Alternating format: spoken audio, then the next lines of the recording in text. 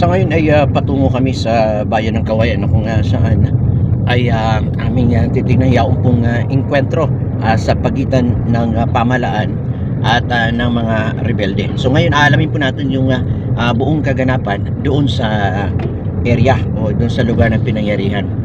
At syempre kasama natin yung ating pong magigiting na mga kasama sa media ay si Digi Ghost, yan si La Mierda de Calag, at syempre naging si kasama nga Norman ng NG Star News po mga kaibigan.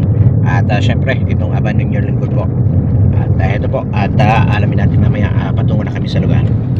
Ito ay medyo maulan na. Dito kami sa bayan ng Mubo at patungo na ng Kawayan. So ganap na alas 2:12 ng hapon kami ay nakarating dito sa bayan ng Kawayan at kami papasok dito sa loob ng Municipal Police Station. Titingnan po natin at tayo po ay mag-imbestiga kaugnay po sa naturang umanay encounter dito sa nasabing bayan.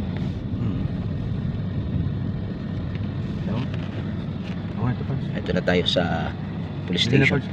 Sa ngayon ay narito ako sa bayan ng Kawayan at ito naman ay nasa likuran ko yung Municipal Police Station ay dito sa naturang bayan upang kami kumuha ng mga impormasyon kaugnay sa umanay enkwentro dito sa naturang bayan. At mamaya po pupuntahan po natin yung lugar ng pinangyarihan kaugnay po dito sa nabakbakan. Sa enkwentro.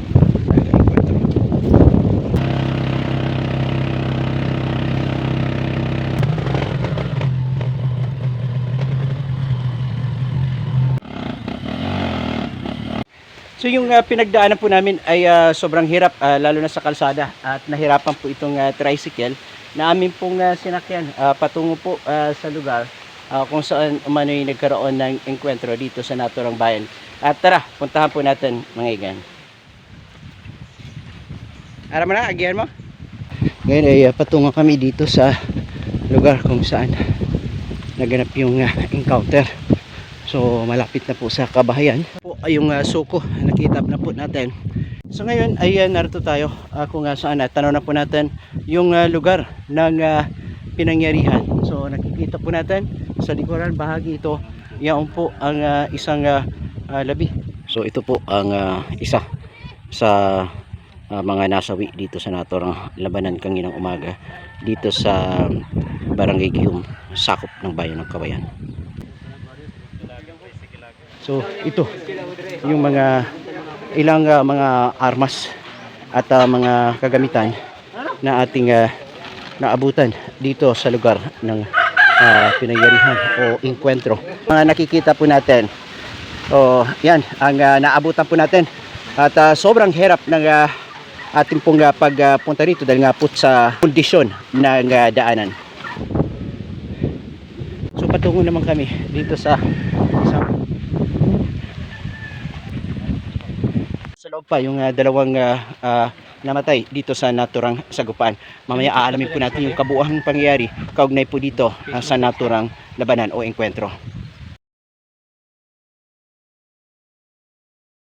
So ito po ang lugar, pero malapit lang sa paaralan, harapan ng paaralan ako saan makikita po natin yung malawak na palayan dito po sa bahagi nito ng sakop ng Barangay Giyum. So mamaya alamin po natin yung buong detalye kaugnay po dito sa naturang pangyayari. So ito yung mga basyo ng bala at doon naman sa banyo ay meron din at sa ating nakita tatlo din sa loob.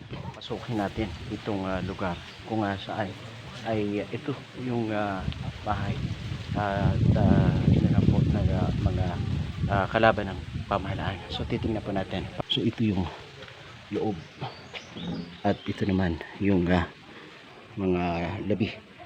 So ito yung posisyon at ito yung labas.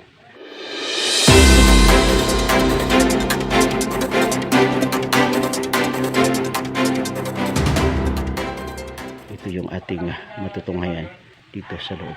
Po dito sa bahaging yaon ay makikita na po natin andun yung mga basyo ng bala at dito naman sa loob ito yung papasok doon sa harap naman yung lugar kung saan ang pinaka entrance ito ay sa likurang bahagi ng abandonadong bahay na andun pa may duyan at nasa tabi ito nakapwesto yung dalawa na kung saan ay ito yung maabutan po natin. So ito yung kabuuhan dito sa loob ng bakanting bahay na tinuluyan nitong mga nasawi sa engkwentro. So ito po yung lugar dito sa Sitio Binteriales. So ito po yung mababang parte ng lugar na kung saan nagkaroon ng engkwentro. At ito naman yung bakanting bahay na pag-aayos ng certain Andales. So ito po yung lugar at dito makita po natin may mga bakas na kung saan ay nagsipag dapaan at so dito yung presensya ng barangay official at ito po yung lugar. So at ang mga tao naman yung may-ari ng bahay ay nagpasalamat dahil hindi sila nadamay sa naturang engkwentro at yun na lang ay pinasalamat ng pamilya Andales at sila po ay naging safety at sa ngayon ay meron mga presensya ng barangay Tanod at barangay official dito sa naturang lugar. So nagkaroon ng putukan at ano pong ginawa ninyo matapos po nagkaroon ng putukan? Nagan na lang dyan.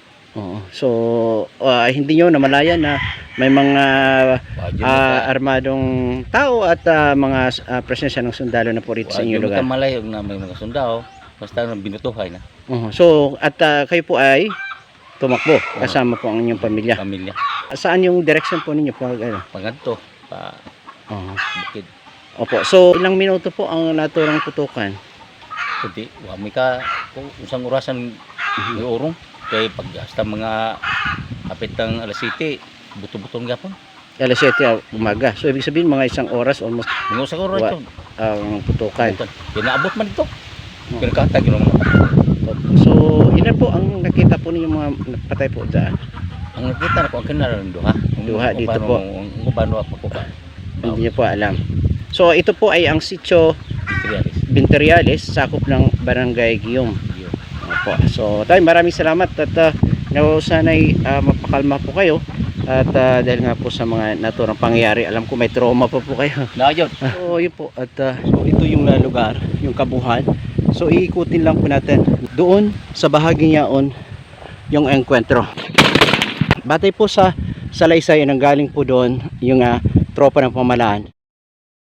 At doon naman sa bahay na yon ang tropa naman ng kalaban ng pamalaan. At batay po sa ulat ay nagkaroon na kaagad at pinakpakan yung pong mga sundalo. Utang ina. At doon naman ay nagpaputok ng M203, tumama naman sa mangga at doon na siya sumabog. At ang ilan naman ay ang tropa ng pamalaan doon sa taas na bahagi. At dito din tumakbo yung ilan kung saan. Papakita ko lang po sa inyo yung 360 nitong kabuhang lugar ng pinangyarihan. So ito po yung 360 nitong bahagi ng engkwentro. Yan.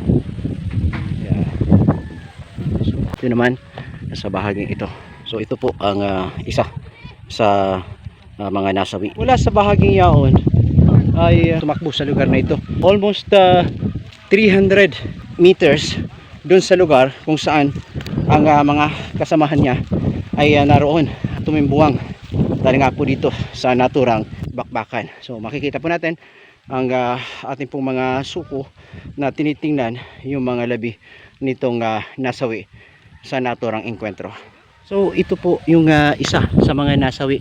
At kung titingnan po natin yung bakas ng ginapangan na simula po dun sa lugar na pinanggalingan niya hanggang dito, kung makikita po natin ay isa ang bakas na dinaanan nung paggapang nitong nasawi. Ito po yung isa sa nasawi na si alias B-Boy Barsaga. So ito po ay hanggang dun sa lugar ay andun po ang mga kasamahan nila. At ito yung atin pong nadatnan sa naturang lugar. Ay katatapos lamang ng suko sa pagsisiyasat dun sa mga labi sa engkwentro. So andun din ang presensya ng barangay opisyales at ng ilang pang mga tanod dito sa lugar ng pinangyarihan. Natanaw pa po natin at tayo po ay paalis na dito sa naturang lugar. So medyo magdidilim na po at yan na po muna ang ating ibibigay na ulat sa inyo. At mula naman po dito sa sitio Benteriales, sakop ng Barangay Guiom, ako po si Bombo Jess Igan Parion.